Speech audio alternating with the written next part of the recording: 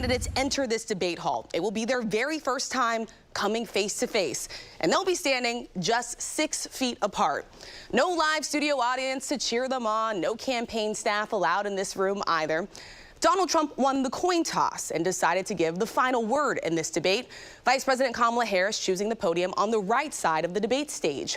The candidates' microphones will only be turned on when it is their turn to speak. They will have 2 minutes to answer each question, 2 minutes for a rebuttal, and just 60 seconds for any follow-up questions, which means they'll be paying close attention to this clock right here. The colors will change as the time winds down, turning yellow when there's just 15 seconds left and red when their time is up. And of course, sitting right here will be our very own David Muir and Lindsay Davis, who will be moderating the first and likely only debate before the November election. Phone will only be turned on when it is their turn to speak. Otherwise, they will be muted. Former President Donald Trump won that coin toss and chose to deliver the last closing statement. Of course, not unusual for them to want to coordinate all of these details. Tonight, the high-stakes showdown here in Philadelphia between Vice President Kamala Harris and former President Donald Trump. Their first face-to-face meeting in this presidential election, their first face-to-face meeting ever. A historic race for president upended just weeks ago. President Biden withdrawing after his last debate. Donald Trump now up against a new opponent. The candidates separated by the smallest of margins, essentially tied in the polls nationally and in the key battlegrounds, including right here in Pennsylvania, all still very much in play. The ABC News presidential debate starts right now. Good evening, I'm David Muir, and thank you for joining us for tonight's ABC News presidential debate. We want to welcome viewers watching on ABC and around the world tonight. Vice President Kamala Harris and President Donald Trump are just moments away from taking the stage in this unprecedented race for president. And I'm Lindsay Davis. Tonight's meeting could be the most consequential event of their campaigns, with Election Day now less than 2 months away. For Vice President Kamala Harris, this is her first debate since President Biden withdrew from the race on July 21st. Of course, that decision followed his debate against President Donald Trump in June. Since then, this race has taken on an entirely new dynamic. And that brings us to the rules of tonight's debate. 90 minutes with 2 commercial breaks. No topics or questions have been shared with the campaigns. The candidates will have 2 minutes to answer questions, and this is the clock. That's what they'll be seeing. 2 minutes for rebuttals and 1 minute for follow-ups, clarifications, or responses. Their microphones will only be turned on when it's their turn to speak. No pre-written notes allowed. There is no audience here tonight in this hall at the National Constitution Center. This is an intimate setting for 2 candidates who have never met. President Trump won the coin toss. He chose to deliver the final closing statement of the evening. Vice President Harris selected the podium to the right. So let's now welcome the candidates to the stage. Vice President Kamala Harris and President Donald Trump.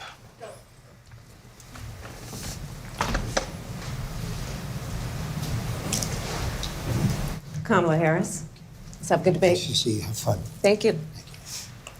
Welcome to you both. It's wonderful to have you. It's an honor to have you both here tonight. Good evening. We are looking forward to a spirited and thoughtful debate.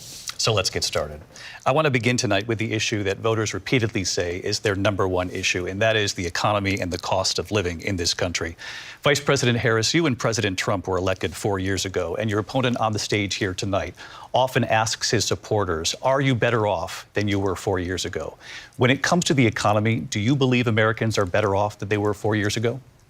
So I was raised as a middle-class kid, and I am actually the only person on this stage who has a plan that is about lifting up the middle class and working people of America. I believe in the ambition, the aspirations, the dreams of the American people. And that is why I imagine and have actually a plan to build what I call an opportunity economy. Because here's the thing. We know that we have a shortage of homes and housing, and the cost of housing is too expensive for far too many people. We know that young families need support to raise their children, and I intend on extending a tax cut for those families of $6,000, which is the largest child tax credit that we have given in a long time, so that those young families can afford to buy a crib, buy a car seat, buy clothes for their children. My passion. One of them is small businesses. My mother raised my sister and me, but there was a woman who helped raise us. We call her our second mother. She was a small business owner. I love our small businesses. My plan is to give a $50,000 tax deduction to start up small businesses, knowing they are part of the backbone of America's economy. My opponent, on the other hand, his plan is to do what he has done before, which is to provide a tax cut for billionaires and big corporations, which will result in $5 trillion to America's deficit. My opponent has a plan that I call the Trump's sales tax, which would be a 20% tax on everyday goods that you rely on to get through the month. Economists have said that Trump sales tax would actually result for middle-class families in about $4,000 more a year because of his policies and his ideas about what should be the backs of middle-class people paying for tax cuts for billionaires. President Trump, I'll give you 2 minutes. First of all, I have no sales tax. That's an incorrect statement. She knows that. We're doing tariffs on other countries. Other countries are going to finally, after 75 years, pay us back for all that we've done for the world. And the tariff will be substantial in some cases. I took in billions and billions of dollars, as you know, from China.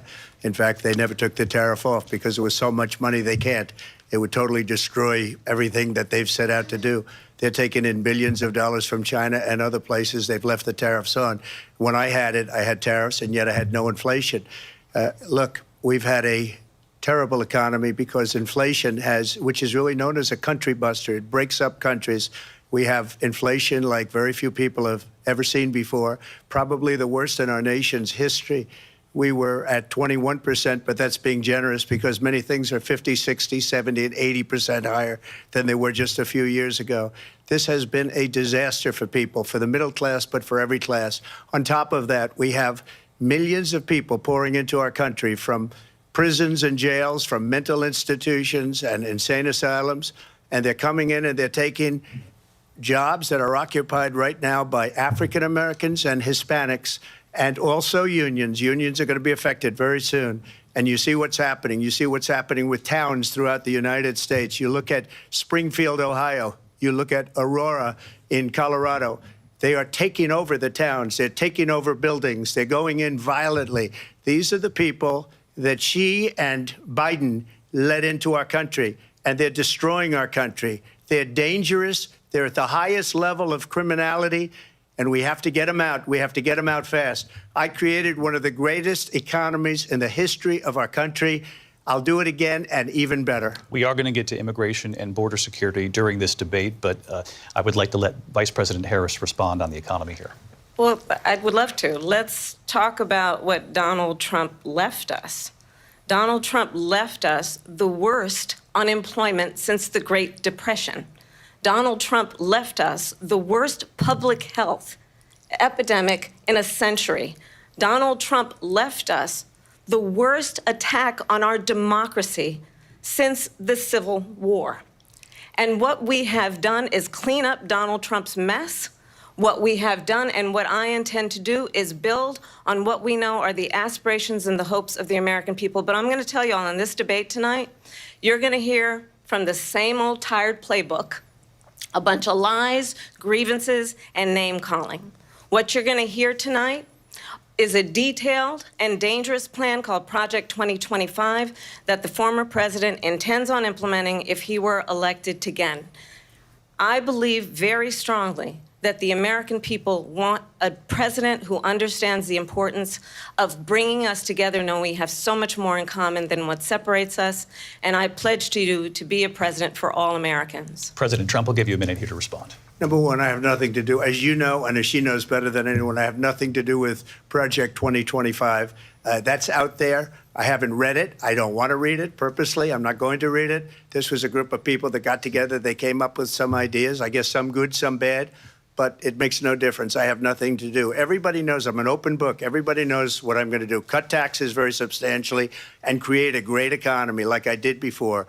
We had the greatest economy. We got hit with a pandemic. And the pandemic was not since 1917, where 100 million people died, has there been anything like it. We did a phenomenal job with the pandemic. We handed them over a country where the economy and where the stock market was higher than it was before the pandemic came in. Nobody's ever seen anything like it. We made ventilators for the entire world. We got gowns, we got masks, we did things that nobody thought possible.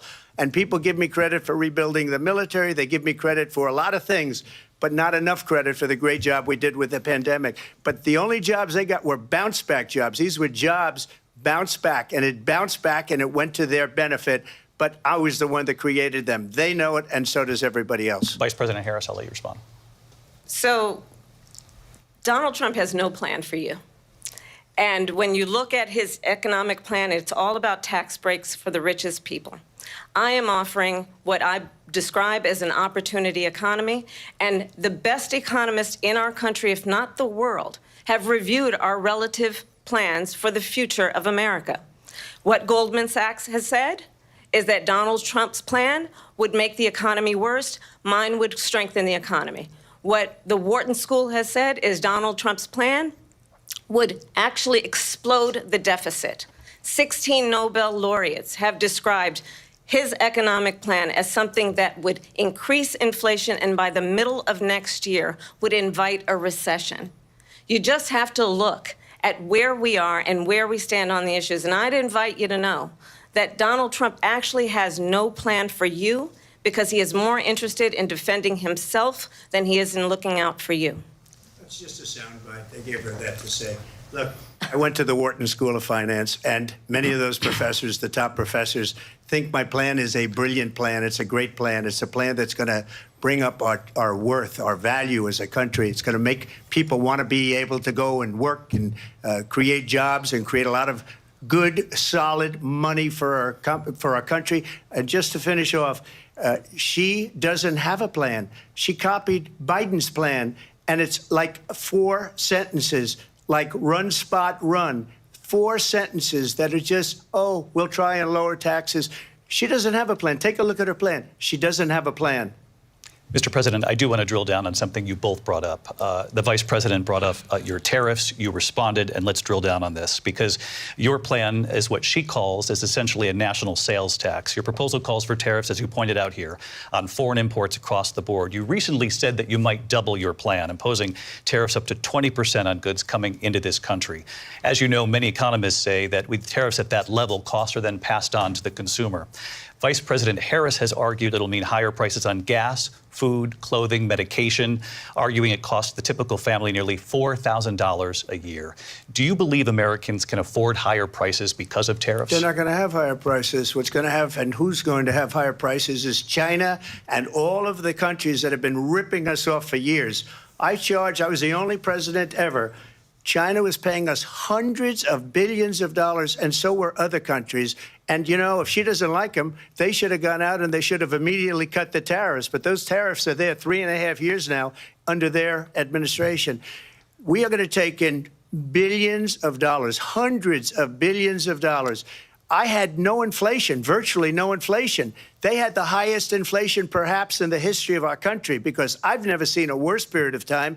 People can't go out and buy cereal or bacon or eggs or anything else. The people of our country are absolutely dying with what they've done. They've destroyed the economy. And all you have to do is look at a poll. The polls say 80 and 85 and even 90% that the Trump economy was great, that their economy was terrible. Vice President Harris, I do want to ask for your response, and you heard what the president said there, because the Biden administration did keep a number of the Trump tariffs in place. So how do you respond? Well, let's be clear that the Trump administration resulted in a trade deficit, one of the highest we've ever seen in the history of America. He invited trade wars. You want to talk about his deal with China? What he ended up doing is, under Donald Trump's presidency, he ended up selling American chips to China to help them improve and modernize their military, basically sold us out. when a policy about China should be in making sure the United States of America wins the competition for the 21st century, which means focusing on the details of what that requires, focusing on relationships with our allies, focusing on investing in American-based technology so that we win the race on AI, on quantum computing, focusing on what we need to do to support America's workforce so that we don't end up having on the short end of the stick in terms of workers' rights. But what Donald Trump did, let's talk about this, with COVID, is he actually thanked President Xi for what he did during COVID. Look at his tweet. "Thank you, President Xi," exclamation point, when we know that Xi was responsible for lacking and not giving us transparency about the origins of COVID. President Trump, I'll let you respond. First of all, they bought their chips from Taiwan. We hardly make chips anymore because of philosophies like they have and policies like they have. I don't say her because she has no policy. Everything that she believed 3 years ago and 4 years ago is out the window. She's going to my philosophy now. In fact, I was going to send her a MAGA hat. She's gone to my philosophy. But if she ever got elected, she'd change it. And it will be the end of our country. She's a Marxist. Everybody knows she's a Marxist. Her father's a Marxist professor in economics, and he taught her well.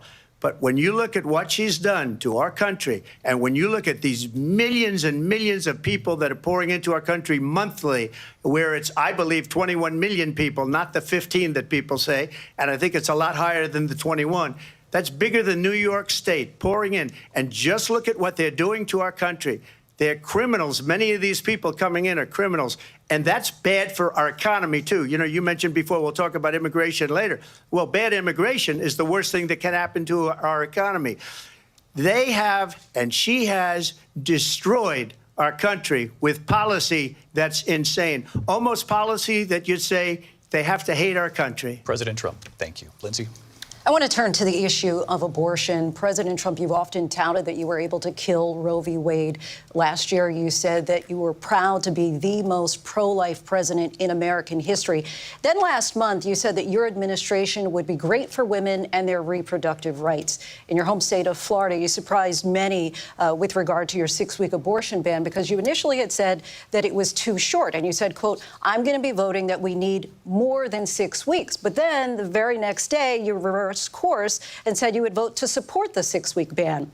Vice President Harris says that women shouldn't trust you on the issue of abortion because you've changed your position so many times. Therefore, why should they trust you? Well, the reason I'm doing that vote is because the plan is, as you know, the vote is, they have abortion in the 9th month. They even have, and you can look at the governor of West Virginia, the previous governor of West Virginia, not the current governor, who's doing an excellent job, but the governor before, he said the baby will be born and we will decide what to do with the baby. In other words, we'll execute the baby. And that's why I did that, because that predominates, because they're radical. The Democrats are radical in that. And her vice presidential pick, which I think was a horrible pick, by the way, for our country, because he is really out of it. But her vice presidential pick says abortion in the 9th month is absolutely fine. He also says execution after birth. It's execution, no longer abortion, because the baby is born, is okay. And that's not okay with me, hence the vote. But what I did is something for 52 years. They've been trying to get Roe v. Wade into the states. And through the genius and heart and strength of 6 Supreme Court justices, we were able to do that. Now, I believe in the exceptions for rape, incest, and life of the mother. I believe strongly in it. Ronald Reagan did also. 85% of Republicans do. Exceptions. Very important. But we were able to get it, and now states are voting on it. And for the first time, you're going to see, look, this is an issue that's torn our country apart for 52 years. Every legal scholar, every Democrat, every Republican, liberal, conservative, they all wanted this issue to be brought back to the states where the people could vote. And that's what happened. Now, Ohio, the vote was somewhat liberal. Kansas, the vote was somewhat liberal, much more liberal than people would have thought. But each individual state is voting. It's the vote of the people now. It's not tied up in the federal government. I did a great service in doing it. It took courage to do it. And the Supreme Court had great courage in doing it. And I give tremendous credit to those 6 justices. There is no state in this country where it is legal to kill a baby after it's born. Madam Vice President, I want to get your response to President Trump. Well, as I said, you're going to hear a bunch of lies, and that's not actually a surprising fact. Let's understand how we got here. Donald Trump hand-selected 3 members of the United States Supreme Court with the intention that they would undo the protections of Roe v. Wade. And they did exactly as he intended. And now in over 20 states, there are Trump abortion bans, which make it criminal for a doctor or nurse to provide health care. In one state, it provides prison for life. Trump abortion bans that make no exception even for rape and incest, which understand what that means. A survivor of a crime of violation to their body does not have the right to make a decision about what happens to their body next. That is immoral. And one does not have to abandon their faith or deeply held beliefs to agree. The government, and Donald Trump certainly, should not be telling a woman what to do with her body. I have talked with women around our country. You want to talk about this is what people wanted? Pregnant women who want to carry a pregnancy to term, suffering from a miscarriage, being denied care in an emergency room because the healthcare providers are afraid they might go to jail, and she's bleeding out in a car in the parking lot. She didn't want that. Her husband didn't want that. A 12 or 13-year-old survivor of incest being forced to carry a pregnancy to term. They don't want that. And I pledge to you, when Congress passes a bill to put back in place the protections of Roe v. Wade, as President of the United States, I will proudly sign it into law. But understand, if Donald Trump were to be reelected, he will sign a national abortion ban. Understand, in his Project 2025, there would be a national abortion, a monitor that would be monitoring your pregnancies, your miscarriages. I think the American people believe that certain freedoms, in particular the freedom to make decisions about one's own body, should not be made by the government. Thank you, Vice President Harris. Well, there she goes again. It's a lie. I'm not signing a ban, and there's no reason to sign a ban because we've gotten what everybody wanted. Democrats, Republicans, and everybody else, and every legal scholar wanted it to be brought back into the states, and the states are voting. And it may take a little time, but for 52 years, this issue has torn our country apart, and they've wanted it back in the states. And I did something that nobody thought was possible. The states are now voting. What she says is an absolute lie. And as far as the abortion ban, no, I'm not in favor of abortion ban, but it doesn't matter because this issue has now been taken over by the states. Would you veto a national abortion ban if it came to your desk? Well, I won't have to because, again, 2 things. Number one, she said she'll go back to Congress. She'll never get the vote. It's impossible for her to get the vote, especially now with the 50-50 and essentially 50-50 in both Senate and the House. She's not going to get the vote. She can't get the vote. She won't even come close to it. So it's just talk. You know what it reminds me of? When they said they're going to get student loans terminated, and it ended up being a total catastrophe. The student loans, and then her, I think probably her boss, if you call him a boss, he spends all his time on the beach. But look, her boss went out and said, we'll do it again. We'll do it a different way. And he went out, got rejected again by the Supreme Court. So all these students got taunted with this whole thing about this whole idea. And how unfair that would have been, part of the reason they lost, to the millions and millions of people that had to pay off their student loans. They didn't get it for free. But they were saying it's the same way that they talked about that they talk about abortion. But if I could just get a yes or no, because your running mate, J.D. Vance, has said that you would veto it if it did come to your desk. Well, I didn't discuss it with J.D. In all fairness, J.D., and I don't mind if he has a certain view, but I think he was speaking for me, but I really didn't. Look, we don't have to discuss it because she'd never be able to get it, just like she couldn't get student loans. They couldn't get student loans. They didn't even come close to getting student loans. They taunted young people and a lot of other people that had loans. They can never get this approved. So it doesn't matter what she says about going to Congress. Well, wonderful. Let's go to Congress. Do it. But the fact is that for years they wanted to get it out of Congress and out of the federal government, and we did something that everybody said couldn't be done. And now you have a vote of the people on abortion. Vice President Harris, want to give you your time to respond, but I do want to ask, would you support any restrictions on a woman's right to an abortion? I absolutely support reinstating the protections of Roe v. Wade. And as you rightly mentioned, nowhere in America is a woman carrying a pregnancy to term and asking for an abortion. That is not happening. It's insulting to the women of America. And understand what has been happening under Donald Trump's abortion bans. Couples who pray and dream of having a family are being denied IVF treatments. What is happening in our country? Working people, working women who are working 1 or 2 jobs, who can barely afford childcare as it is, have to travel to another state to get on a plane sitting next to strangers to go and get the health care she needs. Barely can afford to do it, and what you are putting her through is unconscionable. And the people of America have not, the majority of Americans believe in a woman's right to make decisions about her own body, and that is why in every state where this issue has been on the ballot, in red and blue states both, the people of America have voted for freedom. Vice President Harris, Excuse me, I thank have you. to respond. Another lie. It's another lie. I have been a leader on IVF, which is fertilization. The IVF, I have been a leader. In fact, when they got a very negative decision on IVF from the Alabama courts, I saw the people of Alabama and the legislature 2 days later voted it in. I've been a leader on it. They know that, and everybody else knows it. I have been a leader on fertilization, IVF.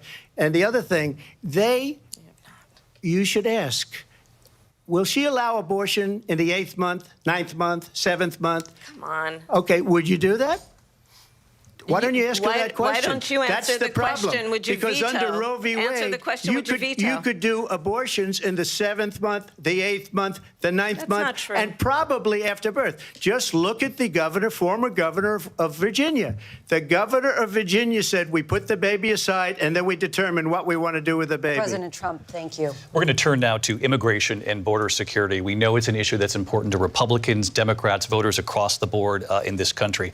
Vice President Harris, you were tasked by President Biden with getting to the root causes of migration from Central America. We know that illegal border crossings reached a record high in the Biden administration. This past June, President Biden imposed tough new asylum restrictions. We know the numbers since then have dropped significantly. But my question to you tonight is, why did the administration wait until 6 months before the election to act? And would you have done anything differently from President Biden on this? So I'm the only person on this stage who has prosecuted transnational criminal organizations for the trafficking of guns, drugs, and human beings. And let me say that the United States Congress, including some of the most conservative members of the United States Senate, came up with a border security bill which I supported. And that bill would have put 1,500 more border agents on the border to help those folks who are working there right now overtime trying to do their job. It would have allowed us to stem the flow of fentanyl coming into the United States. I know there are so many families watching tonight who have been personally affected by the surge of fentanyl in our country. That bill would have put more resources to allow us to prosecute transnational criminal organizations for trafficking in guns, drugs, and human beings. But you know what happened to that bill? Donald Trump got on the phone, called up some folks in Congress, and said, kill the bill. And you know why? Because he'd prefer to run on a problem instead of fixing a problem.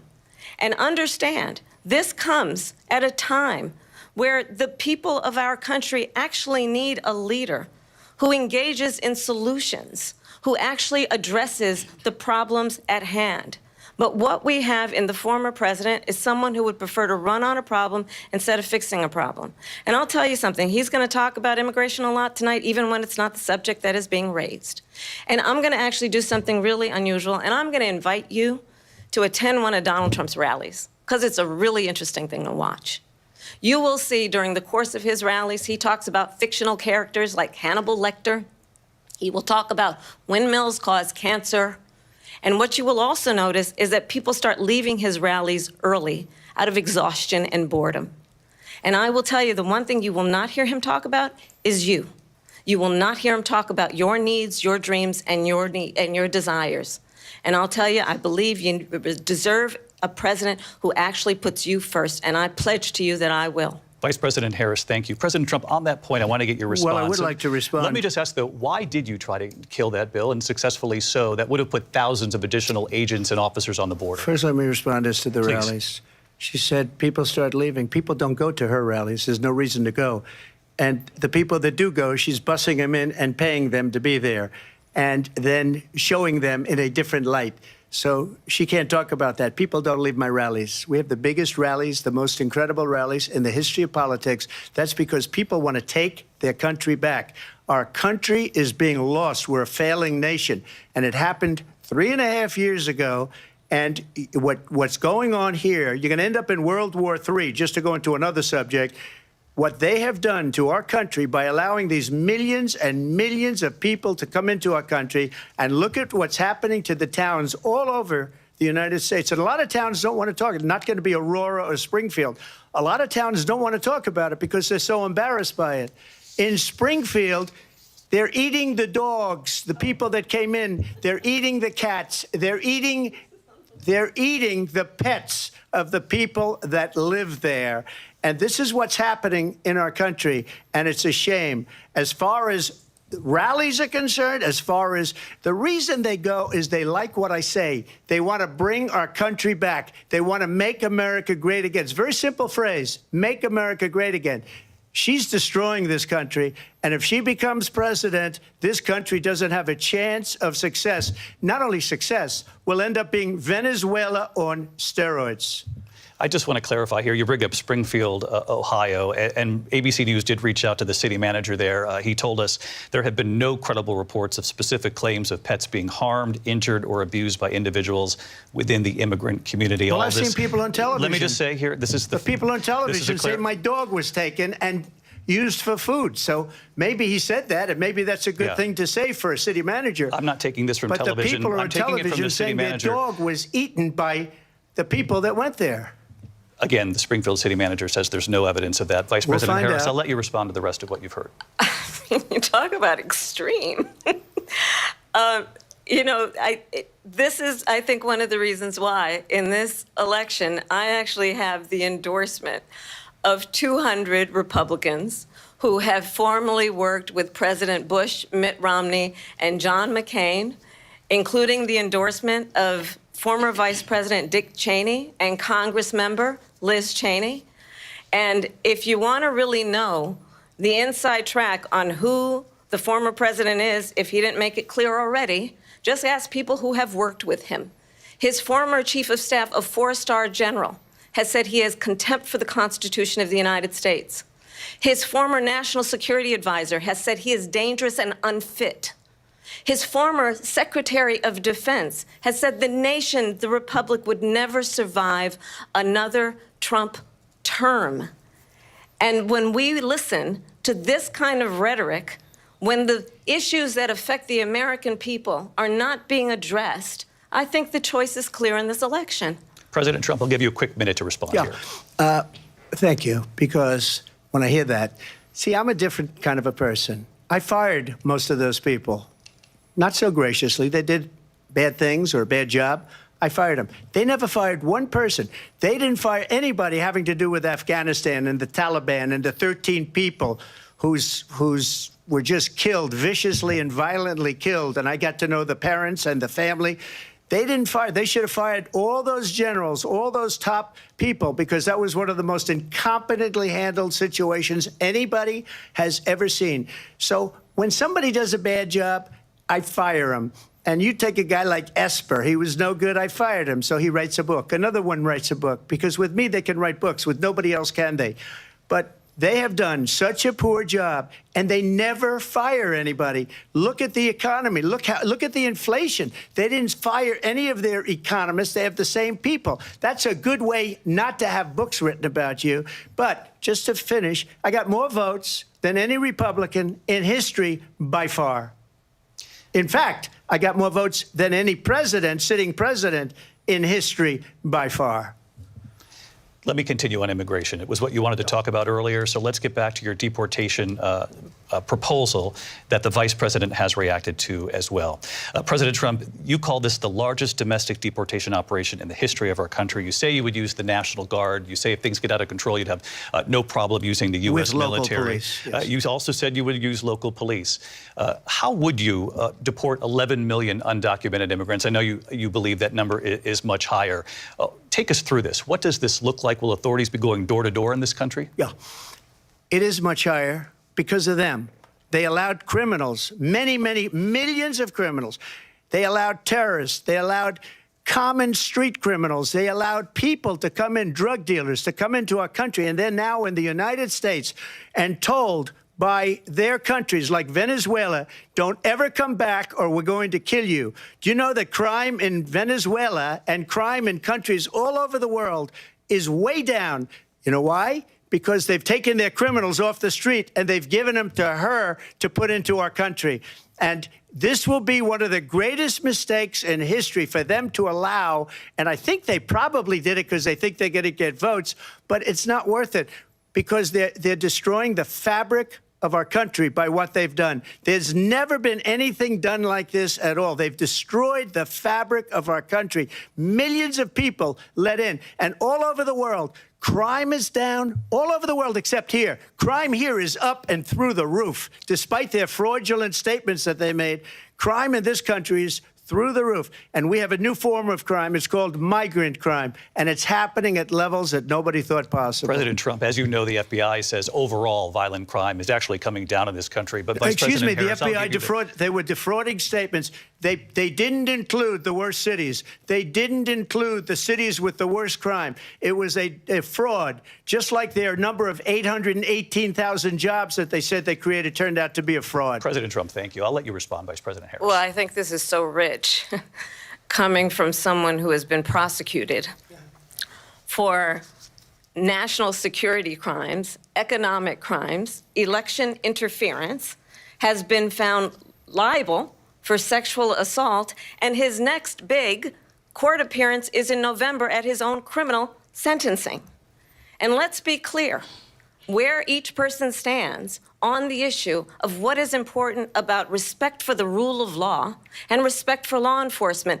The former vice president called for defunding federal law enforcement, 45,000 agents, get this, on the day after he was arraigned on 34 felony counts. So let's talk about what is important in this race. It is important that we move forward, that we turn the page on this same old tired rhetoric and address the needs of the American people, address what we need to do about the housing shortage, which I have a plan for, address what we must do to support our small businesses, address bringing down the price of groceries. But frankly, the American people are exhausted with this same old tired playbook. Vice President Harris, thank you. Excuse me. Every one of those cases was started by them against their political opponent. And I'm winning most of them, and I will win the rest on appeal. And you saw that with the decision that came down just recently from the Supreme Court. I'm winning most of them. But those are cases, it's called weaponization. Never happened in this country. They weaponized the Justice Department. Every one of those cases was involved with the DOJ, from Atlanta and Fani Willis to the Attorney General of New York and the DA in New York. Every one of those cases. And then they say, oh, he's a criminal. They're the ones that made them go after me. By the way, Joe Biden was found essentially guilty on the documents case. And what happened in my documents case? They said, oh, that's the toughest of them all. A complete and total victory. 2 months ago, it was thrown out. It's weaponization, and they used it, and it's never happened in this country.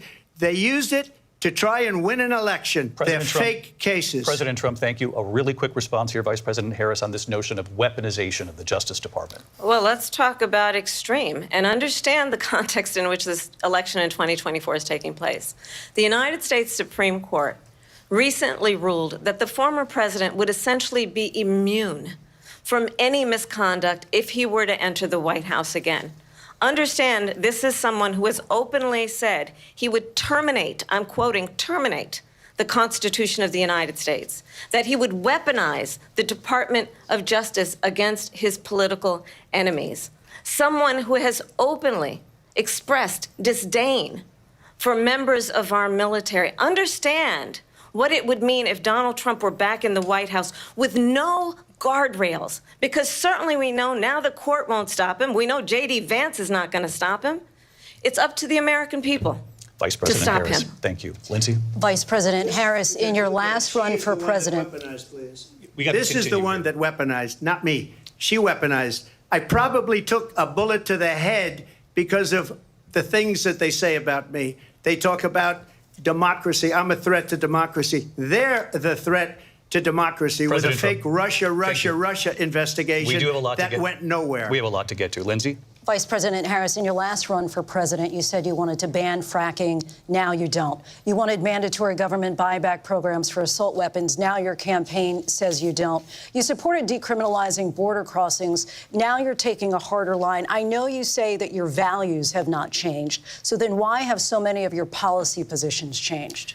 So my values have not changed, and I'm going to discuss at least every point that you've made. But in particular, let's talk about fracking because we're here in Pennsylvania. I made that very clear in 2020. I will not ban fracking. I have not banned fracking as Vice President of the United States. And in fact, I was the tie-breaking vote on the Inflation Reduction Act, which opened new leases for fracking. My position is that we have got to invest in diverse sources of energy so we reduce our reliance on foreign oil. We have had the largest increase in domestic oil production in history because of an approach that recognizes that we cannot over-rely on foreign oil. As it relates to my values, let me tell you, I grew up a middle-class kid raised by a hardworking mother who worked and saved and was able to buy our first home when I was a teenager. The values I bring to the importance of home ownership, knowing not everybody got handed $400 million on a silver platter and then filed bankruptcy 6 times, is a value that I bring to my work to say we are going to work with the private sector and home builders to increase 3 million homes, increase by 3 million homes by the end of my first term. My work that is related to having a friend when I was in high school who was sexually assaulted by her stepfather. And my focus then on protecting women and children from violent crime is based on a value that is deeply grounded in the importance of standing up for those who are most vulnerable. My work that is about protecting Social Security and Medicare is based on long-standing work that I have done, protecting seniors from scams. My values have not changed. And what is important is that there is a president who actually brings values and a perspective that is about lifting people up and not beating people down and name-calling. The true measure of the leader is the leader who actually understands the strength is not in beating people down, it's in lifting people up. I intend to be that president. President Trump, your response? First of all, I wasn't given $400 million. I wish I was. My father was a Brooklyn builder, Brooklyn, Queens, and a great father, and I learned a lot from him. But I was given a fraction of that, a tiny fraction, and I built it into many, many billions of dollars, many, many billions. And when people see it, they are even surprised. So we don't have to talk about that. Fracking, she's been against it for 12 years. Defund the police, she's been against that forever. She gave all that stuff up very wrongly, very horribly, and everybody's laughing at it, okay? They're all laughing at it. She gave up at least 12 and probably 14 or 15 different policies. Like, she was big on defund the police. In Minnesota, she went out, wait a minute, I'm talking now, if you don't mind, please. Does that sound familiar? She went out in Minnesota and wanted to let criminals that killed people, that burned down Minneapolis, she went out and raised money to get them out of jail. She did things that nobody would ever think of. Now she wants to do transgender operations on illegal aliens that are in prison.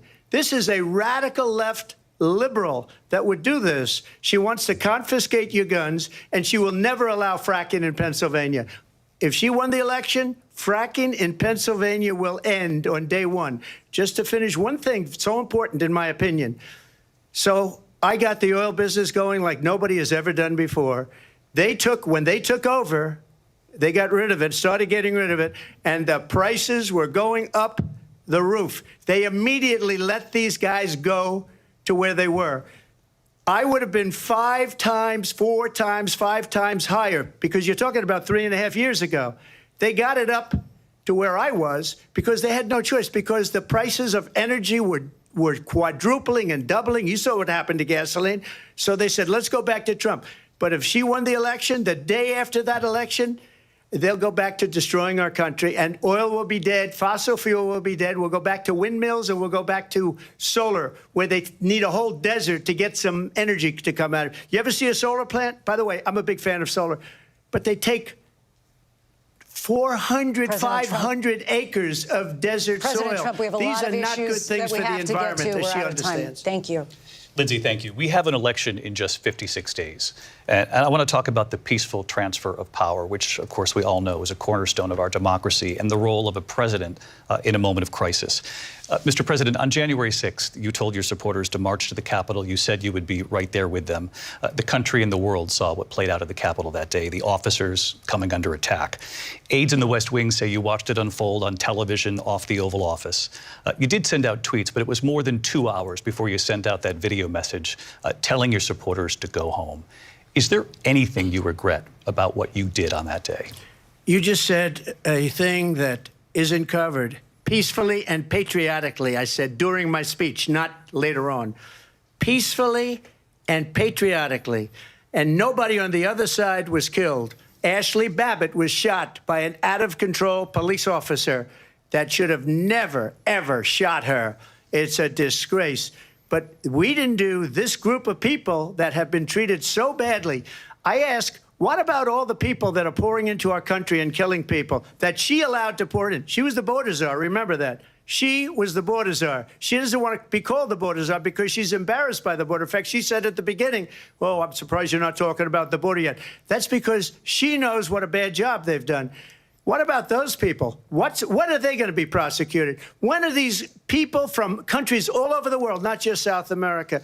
They're coming in from all over the world, David, all over the world. And crime rates are down all over the world because of it. But let me just ask you, David, when are those people going to be prosecuted? When are the people that burned down Minneapolis going to be prosecuted? Or in Seattle? They went into Seattle. They took over a big percentage of the city of Seattle. When are those people going to be prosecuted? But let me just ask you. You might ask her that question. You were the president. You were watching it unfold on television. It's a very simple question as we move forward toward another election. Is there anything you regret about what you did on that day? Yes or no? I had nothing to do with that other than they asked me to make a speech. I showed up for a speech. I said, I think it's going to be big. I went to Nancy Pelosi and the mayor of Washington, D.C., and the mayor put it back in writing, as you know. I said, you know, this is going to be a very big rally or whatever you want to call it. And again, it wasn't done by me. It was done by others. I said, I'd like to give you 10,000 National Guard or soldiers. They rejected me. Nancy Pelosi rejected me. It was just 2 weeks ago. Her daughter has a tape of her saying she is fully responsible for what happened. They want to get rid of that tape. It would have never happened if Nancy Pelosi and the mayor of Washington did their jobs. I wasn't responsible for security. Nancy Pelosi was responsible. She didn't do her job. The question was about you as president, not about former Speaker Pelosi, but I do want Vice President Harris to respond here. I was at the Capitol on January 6th. I was the vice president-elect. I was also an acting senator. I was there.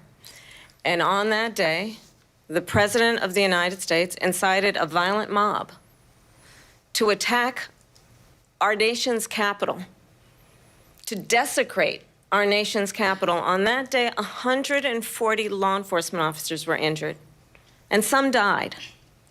And understand, the former president has been indicted and impeached for exactly that reason.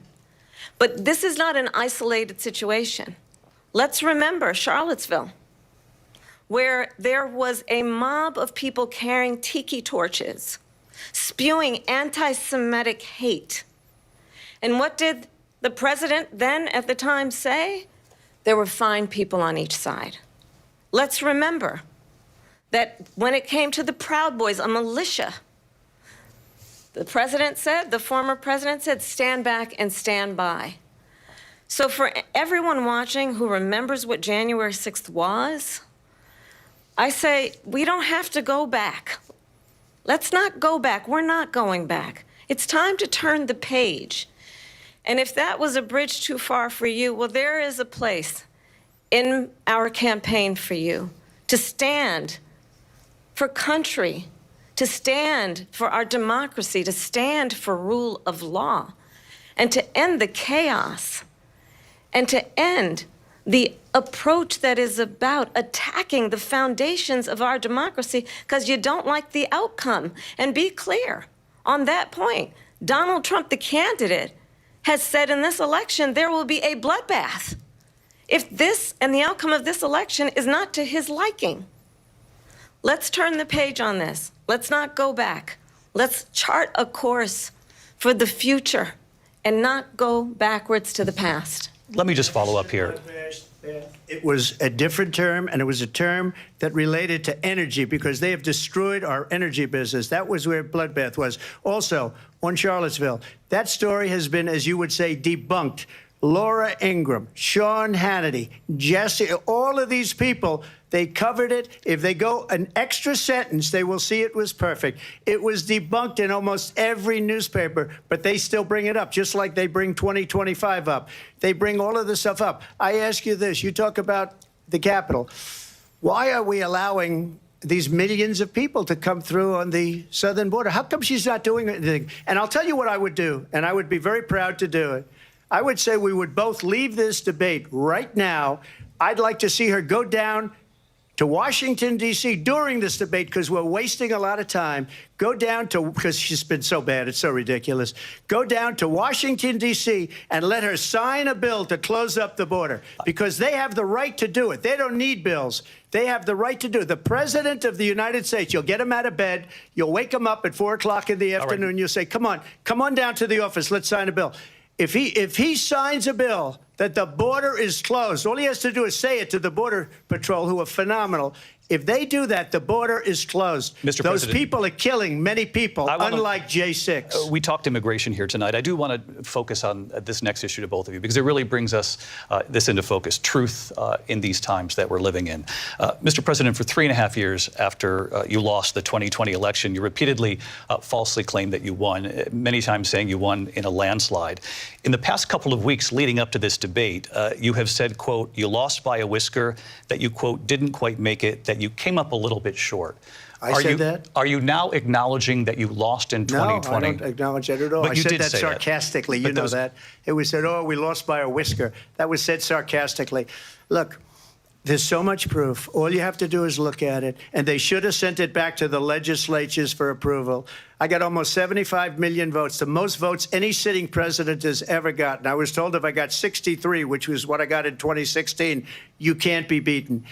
The election, people should never be thinking about an election as fraudulent. We need two things. We need walls, and we have to have it. We have to have borders, and we have to have good elections. Our elections are bad. And a lot of these illegal immigrants coming in, they're trying to get them to vote. They can't even speak English. They don't even know what country they're in practically. And these people are trying to get them to vote. And that's why they're allowing them to come into our country. I did watch all of these pieces of video.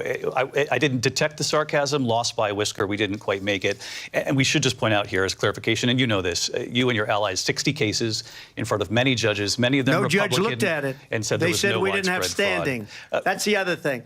They said we didn't have standing, a technicality. Can you imagine a system where a person in an election doesn't have standing? The President of the United States doesn't have standing. That's how we lost. If you look at the facts, and I'd love to have you'll do a special on it. I'll show you Georgia, and I'll show you Wisconsin, and I'll show you Pennsylvania, and I'll show you. We have so many facts and statistics, but you know what? That doesn't matter because we have to solve the problem that we have right now. That's old news. And the problem that we have right now is we have a nation in decline, and they have put it into decline. We have a nation that is dying, David. Mr. President, thank you. Vice President Harris, you heard the president there tonight. He said he didn't say that he lost by a whisker. So he still believes he did not lose the election that was won by President Biden and yourself. But I do want to ask you about something that's come up in the last couple of days. This was a post from President Trump about this upcoming election just weeks away. He said, when I win, those people who cheated, and then he lists donors, voters, election officials, he says will be prosecuted to the fullest extent of the law, which will include long-term prison sentences. One of your campaign's top lawyers responded saying, we won't let Donald Trump intimidate us. We won't let him suppress the vote. Is that what you believe he's trying to do here? Donald Trump was fired by 81 million people.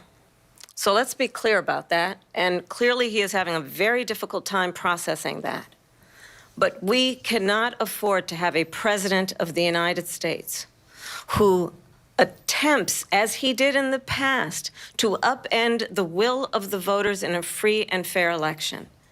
And I'm going to tell you that I have traveled the world as Vice President of the United States, and world leaders are laughing at Donald Trump. I have talked with military leaders, some of whom worked with you, and they say you're a disgrace. And when you then talk in this way in a presidential debate and deny what over and over again are court cases you have lost because you did, in fact, lose that election, it leads one to believe that perhaps we do not have in the candidate to my right the temperament or the ability to not be confused about fact. That's deeply troubling, and the American people deserve better. I'll give you 1 minute to respond, Mr. President. Let me just say about world leaders. Viktor Orban, one of the most respected men, they call him a strong man. He's a tough person, smart. Prime Minister of Hungary. They said, why is the whole world blowing up? 3 years ago, it wasn't. Why is it blowing up? He said, because you need Trump back as president. They were afraid of him. China was afraid, and I don't like to use the word afraid, but I'm just quoting him. China was afraid of him. North Korea was afraid of him. Look at what's going on with North Korea, by the way. He said Russia was afraid of him. I ended the Nord Stream 2 pipeline, and Biden put it back on day one, but he ended the XL pipeline. The XL pipeline in our country, he ended that. But he let the Russians build a pipeline going all over Europe and heading into Germany, the biggest pipeline in the world. Look, Viktor Orban said it. He said the most respected, most feared person is Donald Trump. We had no problems when Trump was president.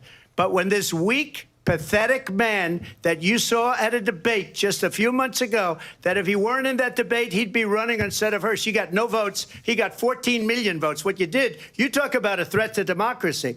He got 14 million votes, and they threw him out of office. And you know what? I'll give you a little secret. He hates her. He can't stand her. But he got 14 million votes. They threw him out. She got 0 votes. And when she ran, she was the first one to leave because she failed. And now she's running. I don't understand it, but I'm okay with it because your time is up. I think we're going to do very well. We've got a lot more to get to. Turning now to the Israel-Hamas war and the hostages who are still being held, Americans among them. Vice President Harris, in December, you said, quote, Israel has a right to defend itself, but you added, quote, it matters how, saying international humanitarian law must be respected. Israel must do more to protect innocent civilians. You said that 9 months ago. Now an estimated 40,000 Palestinians are dead. Nearly 100 hostages remain. Just last week, Prime Minister Benjamin Netanyahu said there's not a deal in the making.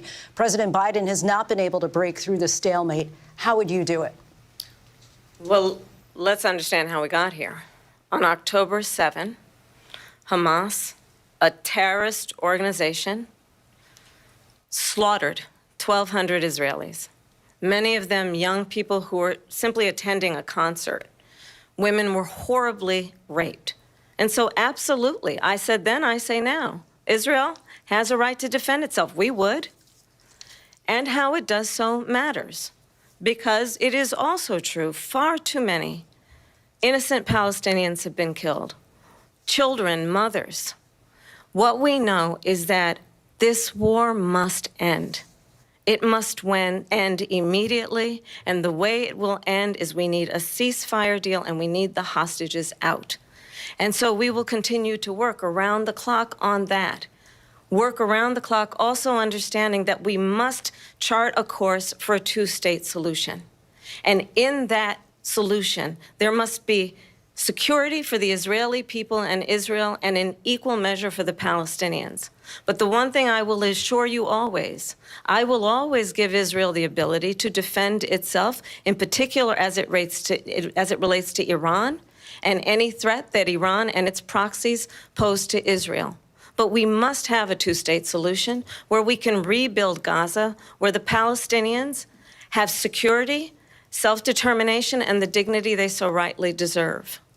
President Trump, how would you negotiate with Netanyahu and also Hamas in order to get the hostages out and prevent the killing of more innocent civilians in Gaza? If I were president, it would have never started. If I were president, Russia would have never, ever, I know Putin very well, he would have never, and there was no threat of it either, by the way, for 4 years, have gone into Ukraine and killed millions of people when you add it up, far worse than people understand what's going on over there. But when she mentions about Israel, all of a sudden, she hates Israel. She wouldn't even meet with Netanyahu when he went to Congress to make a very important speech. She refused to be there because she was at a sorority party of hers. She wanted to go to the sorority party. She hates Israel. If she's president, I believe that Israel will not exist within 2 years from now. And I've been pretty good at predictions, and I hope I'm wrong about that one. She hates Israel. At the same time, in her own way, she hates the Arab population because the whole place is going to get blown up. Arabs, Jewish people, Israel will be gone. It would have never happened. Iran was broke under Donald Trump. Now Iran has $300 billion because they took off all the sanctions that I had. Iran had no money for Hamas or Hezbollah or any of the 28 different spheres of terror, and they are spheres of terror, horrible terror. They had no money. It was a big story, and you know it. You covered it very well, actually. They had no money for terror. They were broke. Now they're a rich nation, and now what they're doing is they're spreading that money around. Look at what's happening with the Houthis and Yemen. Look at what's going on in the Middle East. This would have never happened. I will get that settled and fast, and I'll get the war with Ukraine and Russia ended. If I'm president-elect, I'll get it done before even becoming president. Vice President Harris, he says you hate Israel. That's absolutely not true. I have my entire career and life supported Israel and the Israeli people. He knows that. He's trying to, again, divide and distract from the reality, which is it is very well known that Donald Trump is weak and wrong on national security and foreign policy. It is well known that he admires dictators, wants to be a dictator on day one, according to himself. It is well known that he said of Putin that he can do whatever the hell he wants and go into Ukraine. It is well known that he said when Russia went into Ukraine, it was brilliant. It is well known he exchanged love letters with Kim Jong-un. And it is absolutely well known that these dictators and autocrats are rooting for you to be president again because they're so clear. They can manipulate you with flattery and favors. And that is why so many military leaders who you have worked with have told me you are a disgrace. That is why we understand that we have to have a president who is not consistently weak and wrong on national security, including the importance of upholding and respecting in highest regard our military. Vice President Harris, thank you. They're the ones, and she's the one that caused it, that's weak on national security by allowing every nation last month for the year, 168 different countries sending people into our country. Their crime rates are way down. Putin endorsed her last week, said, I hope she wins. And I think he meant it, because what he's gotten away with is absolutely incredible. It wouldn't have happened with me. The leaders of other countries think that they're weak and incompetent, and they are. They're grossly incompetent. And I just ask one question. Why does Biden go in and kill the Keystone Pipeline and approved the single biggest deal that Russia's ever made, Nord Stream 2, the biggest pipeline anywhere in the world going to Germany and all over Europe, because they're weak and they're ineffective. And Biden, by the way, President gets paid Trump, a lot of money. Thank you. We have a lot of issues to get to. We'll be right back with much more of this historic ABC News presidential debate from the National Constitution Center right here in Philadelphia. Back in a moment.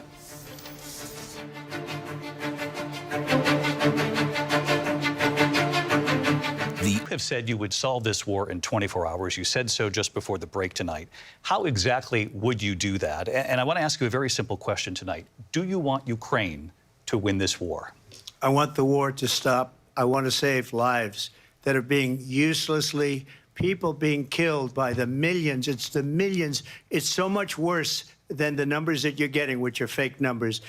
Look, we're in for $250 billion or more, because they don't ask Europe, which is a much bigger beneficiary to getting this thing done than we are.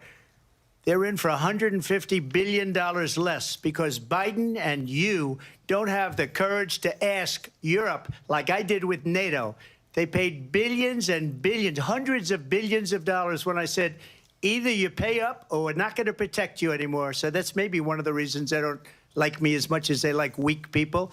But you take a look at what's happening. We're in for 250 to 275 billion. They're into 100 to 150. They should be forced to equalize. With that being said, I want to get the war settled. I know Zelensky very well, and I know Putin very well. I have a good relationship, and they respect your president, okay? They respect me. They don't respect Biden. How would you respect him? Why? For what reason? He hasn't even made a phone call in 2 years to Putin, hasn't spoken to anybody. They don't even try and get it. That is a war that's dying to be settled. I will get it settled before I even become president. If I win, when I'm president-elect, and what I'll do is I'll speak to one, I'll speak to the other, I'll get them together. That war would have never happened. And in fact, when I saw Putin after I left, unfortunately left because our country has gone to hell.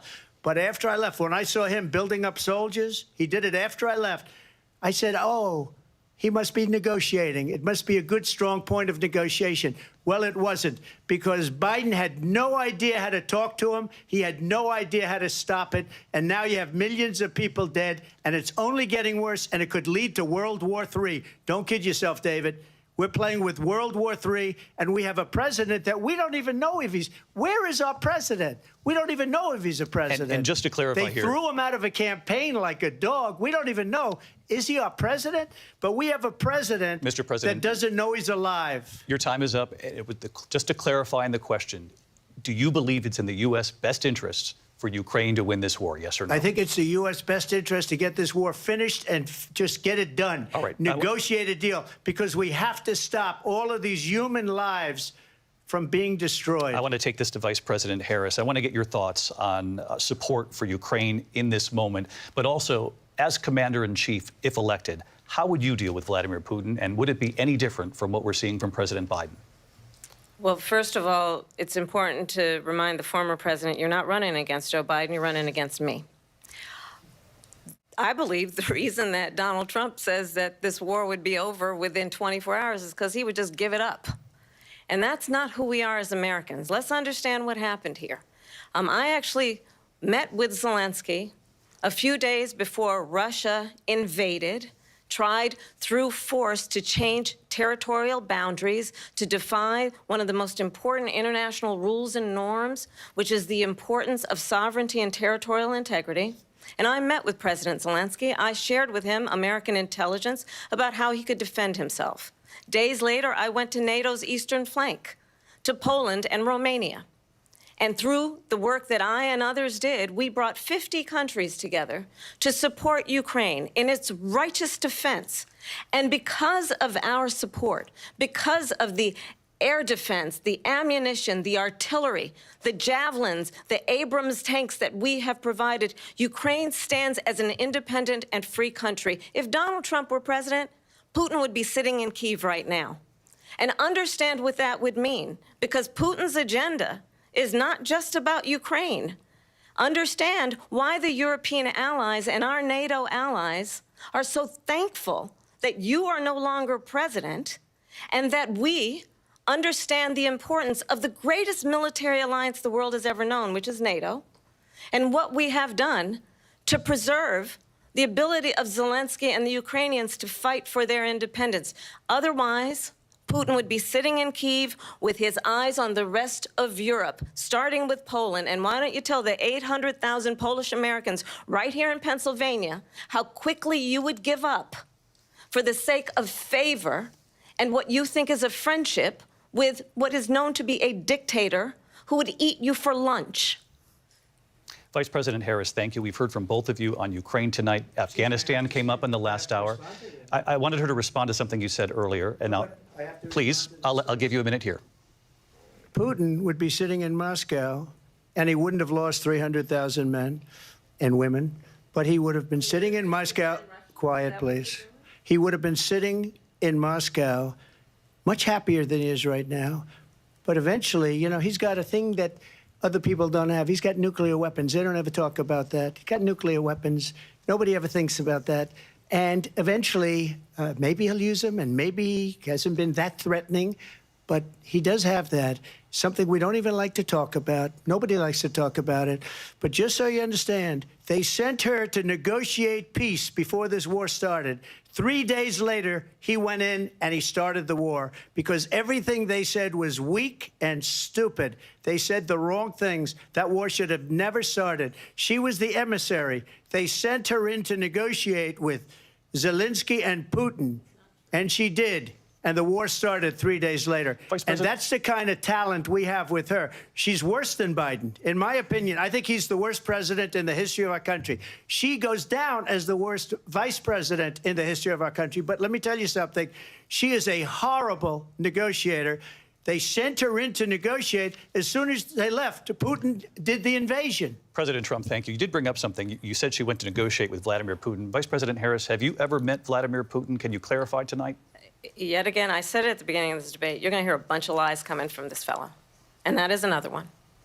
When I went to meet with President Zelensky, I've now met with him over 5 times.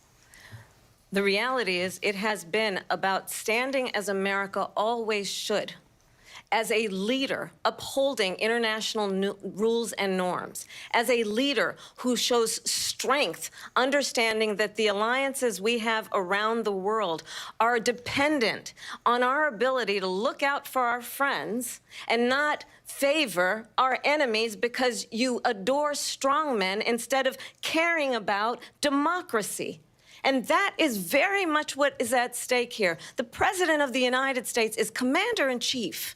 And the American people have a right to rely on a president who understands the significance of America's role and responsibility in terms of ensuring that there is stability and ensuring we stand up for our principles and not sell them for the benefit of personal flattery. We've talked about Ukraine and Vladimir Putin. I do want to talk about Afghanistan. It came up in the first hour of this debate. I want to move on to Afghanistan. Stoltenberg said Trump did the most amazing thing I've ever seen. He got these countries, the 28 countries at the time, to pay up. He said, I've never seen. He's the head of NATO. He said, I've never seen. For years, we were paying almost all of NATO. We were being ripped off by European nations, both on trade and on NATO. I got them to pay up by saying one of the statements you made before, if you don't pay, we're not going to protect you. Otherwise, we would have never gotten it. He said it was one of the most incredible jobs that he's ever seen done. Thank you. I want to turn to Afghanistan. It came up in the first hour of the debate, and we witnessed a poignant moment today on Capitol Hill, honoring the soldiers who died in the chaotic withdrawal from Afghanistan. I do want to ask the Vice President, do you believe you bear any responsibility in the way that withdrawal played out? Well, I will tell you, I agreed with President Biden's decision to pull out of Afghanistan. 4 presidents said they would, and Joe Biden did. And as a result, America's taxpayers are not paying the $300 million a day we were paying for that endless war. And as of today, there is not one member of the United States military who is in active duty in a combat zone in any war zone around the world, the first time this century. But let's understand how we got to where we are. Donald Trump, when he was president, negotiated one of the weakest deals you can imagine. He calls himself a deal maker. Even his national security advisor said it was a weak, terrible deal. And here's how it went down. He bypassed the Afghan government. He negotiated directly with a terrorist organization called the Taliban. The negotiation involved the Taliban getting 5,000 Taliban terrorists released. And get this, and the president at the time invited the Taliban to Camp David, a place of storied significance for us as Americans, a place where we honor the importance of American diplomacy, where we invite and receive respected world leaders. And this former president, as president, invited them to Camp David because he does not, again, appreciate the role and responsibility of the President of the United States to be commander-in-chief with a level of respect. And this gets back to the point of how he has consistently disparaged and demeaned members of our military, fallen soldiers, and the work that we must do to uphold the strength and the respect of the United States of America around the world. Vice President Harris, thank you. President Trump, your response to her saying that you began the negotiations with the Taliban. So if you take a look at that period of time, the Taliban was killing our soldiers, a lot of them, with snipers. And I got involved with the Taliban because the Taliban was doing the killing. That's the fighting force within Afghanistan. They don't bother doing that because, you know, they deal with the wrong people all the time. But I got involved. And Abdul is the head of the Taliban. He is still the head of the Taliban. And I told Abdul, don't do it anymore. You do it anymore, you're going to have problems. And he said, why do you send me a picture of my house? I said, you're going to have to figure that out, Abdul. And for 18 months, we had nobody killed.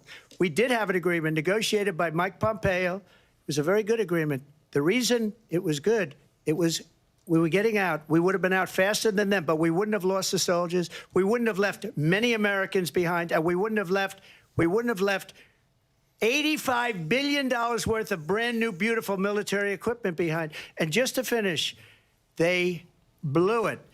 The agreement said you have to do this, and they didn't do it. They didn't do it. The agreement was terminated by us because they didn't do what they were supposed to do. I want to move on. And these people did the worst withdrawal, and in my opinion, the most embarrassing moment in the history of our country. And by the way, that's why Russia attacked Ukraine, because they saw how incompetent she and her boss are.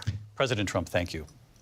I want to move on now to race and politics in this country. Mr. President, you recently said of Vice President Harris, quote, I didn't know she was black until a number of years ago when she happened to turn black, and now she wants to be known as black.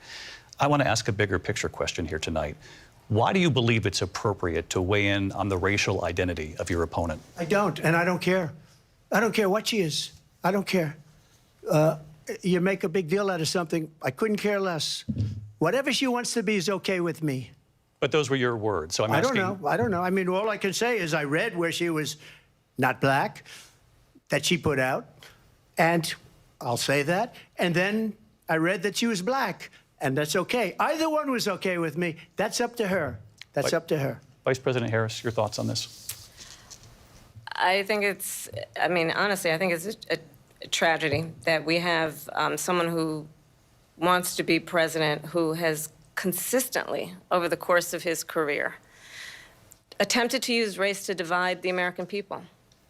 You know, I do believe that the vast majority of us know that we have so much more in common than what separates us, and we don't want this kind of approach that is just constantly trying to divide us, and especially by race. And let's remember how Donald Trump started. He was land, he owned buildings, and he was investigated because he refused to rent property to black families. Let's remember, this is the same individual who took out a full-page ad in the New York Times calling for the execution of 5 young black and Latino boys who were innocent, the Central Park 5. Took out a full-page ad calling for their execution. This is the same individual who spread birther lies about the first black president of the United States. And I think the American people want better than that, want better than this, want someone who understands, as I do, I travel our country. We see in each other a friend. We see in each other a neighbor. We don't want a leader who is constantly trying to have Americans point their fingers at each other. I meet with people all the time who tell me, can we please just have discourse about how we're going to invest in the aspirations and the ambitions and the dreams of the American people? Knowing that regardless of people's color or the language their grandmother speaks, we all have the same dreams and aspirations and want a president who invests in those, not in hate and division. Vice President Harris, thank you. Lindsay? President Trump, this is now your third time. This is the most divisive presidency in the history of our country. There's never been anything like it. They're destroying our country, and they come up with things like what she just said, going back many, many years, when a lot of people, including Mayor Bloomberg, agreed with me on the Central Park Five. They admitted, they said, they pled guilty. And I said, well, if they pled guilty, they badly hurt a person, killed a person ultimately. And if they pled guilty, then they pled, we're not guilty.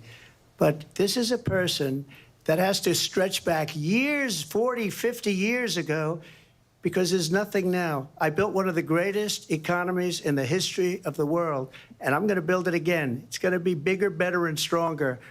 But they're destroying our economy. They have no idea what a good economy is. Their oil policies, every single policy. And remember this, she is Biden. You know, she's trying to get away from Biden. I don't know the gentleman, she says. She is Biden. The worst inflation we've ever had, a horrible economy because inflation has made it so bad, and she can't get away with that. Thank you. Your time is up, I Lindsay. want to respond to that, though. I want to just respond briefly. Clearly, I am not Joe Biden, and I am certainly not Donald Trump. And what I do offer is a new generation of leadership for our country, one who believes in what is possible, one who brings a sense of optimism about what we can do instead of always disparaging the American people. I believe in what we can do to strengthen our small businesses, which is why I have a plan. Let's talk about our plans and let's compare the plans. I have a plan to give startup businesses $50,000 tax deduction, to pursue their ambitions, their innovation, their ideas, their hard work. I have a plan, $6,000 for young families for the first year of your child's life, to help you in that most critical stage of your child's development. I have a plan that is about allowing people to be able to pursue what has been fleeting in terms of the American dream by offering a help with down payment of $25,000 down payment assistance for first-time home buyers. That's the kind of conversation, I believe, David, that people really want tonight, as opposed to a conversation that is constantly about belittling and name-calling. Let's turn the page Vice President and move Harris, forward. thank you. Let's turn to policy. President Let's Trump, turn back we to have policy. to move on. President Trump. Let's turn to policy, She has please. a plan to defund the police. She has a plan to confiscate everybody's gun. President Trump, she we has do a have to plan move on to not other allow issues. fracking in Pennsylvania or anywhere else. Okay. Thank you, That's Mr. what her President. plan is until just recently. I just need Lindsay, to go ahead. respond President because Trump, no, the President former Trump. president has No, said I'm something sorry. twice that I need to No, respond to. I'm sorry. We're I going just need to move respond on, Vice one President time Harris. to what he has President said Trump, this multiple is times. now your Yes. third time running for president. You have long vowed to repeal and replace the Affordable Care Act, also known as Obamacare. You have failed to accomplish that. You now say you're going to keep Obamacare, quote, unless we can do something much better. Correct. Last month, you said, quote, we're working on it. So tonight, 9 years after you first started running, do you have a plan, and can you tell us what it is? Obamacare was lousy health care, always was. It's not very good today. And what I said, that if we come up with something, and we are working on things, we're going to do it and we're going to replace it. But remember this, I inherited Obamacare because Democrats wouldn't change it. They wouldn't vote for it. They were unanimous. They wouldn't vote to change it. If they would have done that, we would have had a much better plan than Obamacare. But the Democrats came up, they wouldn't vote for it. I had a choice to make when I was president. Do I save it and make it as good as it can be, never going to be great, or do I let it rot? And I felt I had an obligation, even though politically it would have been good to just let it rot and let it go away. I decided, and I told my people, the top people, and they're very good people. I have a lot of good people in that administration.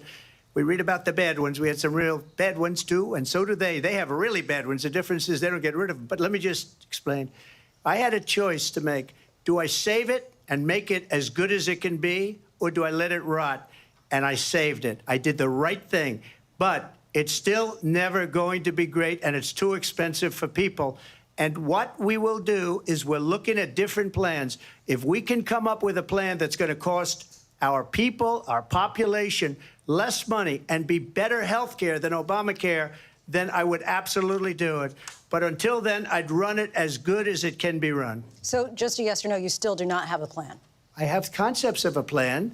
I'm not president right now. But if we come up with something, I would only change it if we come up with something that's better and less expensive.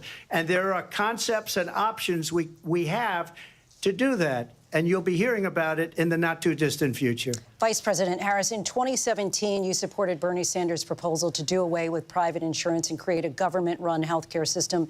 2 years later, you proposed a plan that included a private insurance option. What is your plan today? Well, first of all, I absolutely support, and over the last 4 years as vice president, private health care options. But what we need to do is maintain and grow the Affordable Care Act. But I'll get to that, Lindsay. I just need to respond to a previous point that the former president has made. I've made very clear my position on fracking. And then this business about taking everyone's guns away. Tim Walz and I are both gun owners. We're not taking anybody's guns away. So stop with the continuous lying about this stuff. As it relates to the Affordable Care Act, understand, just look at the history to know where people stand. When Donald Trump was president, 60 times he tried to get rid of the Affordable Care Act. 60 times. I was a senator at the time when I will never forget the early morning hours when it was up for a vote in the United States Senate. And the late, great John McCain, who you have disparaged as being, you don't like him, you said, at the time because he got caught. He was an American hero. The late, great John McCain, I will never forget that night, walked onto the Senate floor and said, no, you don't. No, you don't. No, you don't get rid of the Affordable Care Act. You have no plan. And what the Affordable Care Act has done is eliminate the ability of insurance companies to deny people with pre-existing conditions. I don't have to tell the people watching tonight, you remember what that was like? Remember when an insurance company could deny if a child had asthma, if someone was a breast cancer survivor, if a grandparent had diabetes? And thankfully, as I've been vice president, and we, over the last 4 years, have strengthened the Affordable Care Act, we have allowed, for the first time, Medicare to negotiate drug prices on behalf of you, the American people. Donald Trump said he was going to allow Medicare to negotiate drug prices. He never did. We did. And now we have capped the cost of insulin at $35 a month. Since I've been vice president, we have capped the cost of prescription medication for seniors at $2,000 a year. And when I am president, we will do that for all people, understanding that the value I bring to this is that access to health care should be a right and not just a privilege of those who can afford it. And the plan has to be to strengthen the Affordable Care Act, not get rid of it. Vice President Harris, thank you. In terms of where Donald Trump stands on that. I want to move to an issue that's important for a lot of... She made a mistake. Number one, John McCain fought Obamacare for 10 years. But it wasn't only him. It were all of the Democrats that kept it going. And you know what? We can do much better than Obamacare, much less money. But she won't improve private insurance for people, private medical insurance. That's another thing she doesn't want to get. People are paying privately for insurance that have worked hard and made money, and they want to have private. She wants everybody to be on government insurance where you wait 6 months for an operation that you need immediately. President Trump, thank you. We have another issue that we'd like to get to that's important for a number of Americans, in particular younger voters, and that's climate change. President Trump, with regard to the environment, you say that we have to have clean air and clean water. Vice President Harris, you call climate change an existential threat. The question to you both tonight is, what would you do to fight climate change? And Vice President Harris, we'll start with you. 1 minute for you each. Well, the former president had said that climate change is a hoax. And what we know is that it is very real. You ask anyone who lives in a state who has experienced these extreme weather occurrences, who now is either being denied home insurance or it's being jacked up. You ask anybody who has been the victim of what that means in terms of losing their home, having nowhere to go. We know that we can actually deal with this issue. The young people of America care deeply about this issue. And I am proud that as vice president over the last 4 years, we have invested $1 trillion in a clean energy economy, while we have also increased domestic gas production to historic levels. We have created over 800,000 new manufacturing jobs while I have been vice president. We have invested in clean energy to the point that we are opening up factories around the world. Donald Trump said he was going to create manufacturing jobs. He lost manufacturing jobs. And I'm also proud to have the endorsement of the United Auto Workers and Sean Fain, who also know that part of building a clean energy economy includes investing in American-made products, American automobiles. It includes growing what we can do around American manufacturing and opening up auto plants, not closing them like happened under Donald Trump. Vice President Harris, thank you. That didn't happen under Donald Trump. Let me just tell you, they lost 10,000 manufacturing jobs this last month. It's going, they're all leaving. They're building big auto plants in Mexico, in many cases owned by China. They're building these massive plants, and they think they're going to sell their cars into the United States because of these people. What they have given to China is unbelievable. But we're not going to let that. We'll put tariffs on those cars so they can't come into our country, because they will kill the United Auto Workers and any auto worker, whether it's in Detroit or South Carolina or any other place. What they've done to business and manufacturing in this country is horrible. We have nothing because they refuse. You know, Biden doesn't go after people because supposedly China paid him millions of dollars. He's afraid to do it. Between him and his son, they get all this money from Ukraine. They get all this money from all of these different countries. And then you wonder, why is he so loyal to this one, that one, Ukraine, China? Why is he? Why did he get $3.5 million from the mayor of Moscow's wife? Why did she pay him $3.5 million? This is a crooked administration, and they're selling our country down the tubes. President Trump, thank you. Thank you. We'll be right back with closing statements from both of our candidates. An historic night, this ABC News presidential debate from Philadelphia. Back in a moment.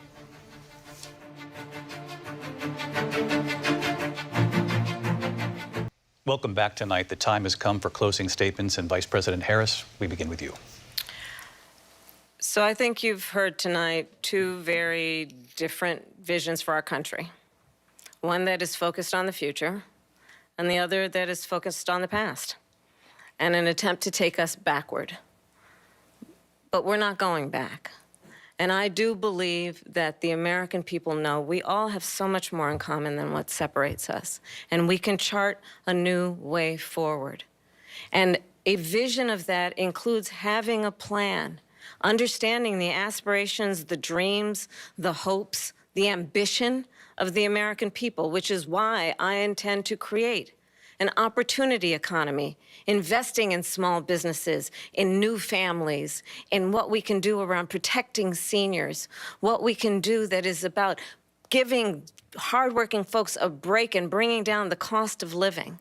I believe in what we can do together that is about sustaining America's standing in the world and ensuring that we have the respect that we so rightly deserve, including respecting our military and ensuring we have the most lethal fighting force in the world.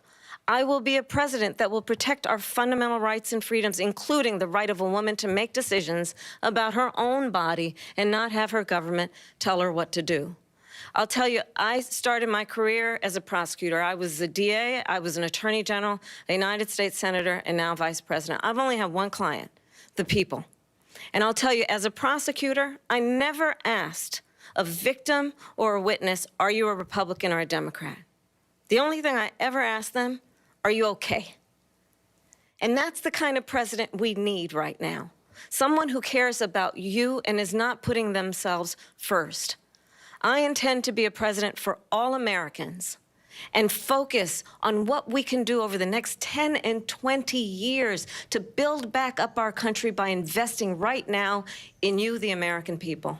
Vice President Harris, thank you. President Trump? So she just started by saying she's going to do this, she's going to do that, she's going to do all these wonderful things. Why hasn't she done it? She's been there for 3.5 years. They've had 3.5 years to fix the border. They've had 3.5 years to create jobs and all the things we talked about. Why hasn't she done it? She should leave right now, go down to that beautiful White House, go to the Capitol, get everyone together and do the things you want to do, but you haven't done it, and you won't do it because you believe in things that the American people don't believe in. You believe in things like we're not going to frack. We're not going to take fossil fuel. We're not going to do things that are going to make this country strong, whether you like it or not. Germany tried that, and within 1 year, they were back to building normal energy plants. We're not ready for it. We can't sacrifice our country for the sake of bad vision. But I just ask one simple question. Why didn't she do it? We're a failing nation. We're a nation that's in serious decline. We're being laughed at all over the world. All over the world, they're laughed. I know the leaders very well. They're coming to see me. They call me. We're laughed at all over the world. They don't understand what happened to us as a nation. We're not a leader. We don't have any idea what's going on. We have wars going on in the Middle East. We have wars going on with Russia and Ukraine. We're going to end up in a third world war, and it'll be a war like no other because of nuclear weapons, the power of weaponry. I rebuilt our entire military. She gave a lot of it away to the Taliban. She gave it to Afghanistan. What these people have done to our country, and maybe toughest of all, is allowing millions of people to come into our country. Many of them are criminals, and they're destroying our country. The worst president, the worst vice president in the history of our country. President Trump, thank you. And that is our ABC News presidential debate from here in Philadelphia at the National Constitution Center. I'm Lindsay Davis. And I'm David Muir. Thank you for watching here in the U.S. and all over the world, and from all of us here at ABC News. Good night.